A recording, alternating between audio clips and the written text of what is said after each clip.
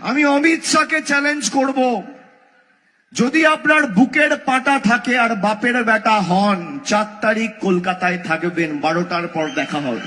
চলিয়ে শুরু করতে। প্রত্যেকটা মানুষের একটা বিষয় খুবই খেয়াল রাখা দরকার যে লাইফে কনফিডেন্স ভালো, ওভার কনফিডেন্স হয়ে গেলে যে কতটা বিপজ্জনক হতে পারে এই ভিডিওটা দেখুন, তাহলে বুঝতে পারবেন।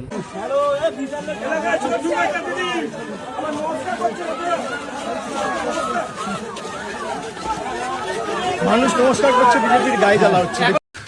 तू समझा? हाँ नहीं तू समझा नहीं। কি দর্শকগণ, ভিডিওটা দেখে কিছু বুঝতে পারলে, এই অভিষেক ব্যানার্জি কিন্তু ভোটের আগে পুরো বাঘের মতো ঘুরে বেড়াতো, সেই অভিষেক ব্যানার্জি এখন রাস্তাঘাটে চলছে পুরো বেড়ালের মতো। কেন? তার কাছে যখন ক্ষমতা ছিল সে কিন্তু সেই ক্ষমতার অপচয় করেছে, খারাপ কাজে লাগিয়েছে, তার জন্য আজকে তার পরিণতি এরকম। তার জন্য সবসময় প্রত্যেকটা মানুষ একটা বিষয় খেয়াল রাখা দরকার, চেহারা, টাকা আর অহংকারটা যার জীবনে যতটা বেশি আসবে তার জীবনে পতনটা তত তাড়াতাড়ি ঘটবে। ভগবান প্রত্যেকটা মানুষের জন্য সঠিক জিনিস সঠিক সময়ে রেখে দিয়েছে, তুমি যদি সেটা ভুল জায়গায় ব্যবহার করো সে তোমার ফল্ট। জীবনে ভগবান একবার প্রত্যেকটা মানুষের চান্স দেবে, সেই চান্সটাকে যে হারাবে সে চিরজীবনের মধ্যে একদম ডেবে যাবে।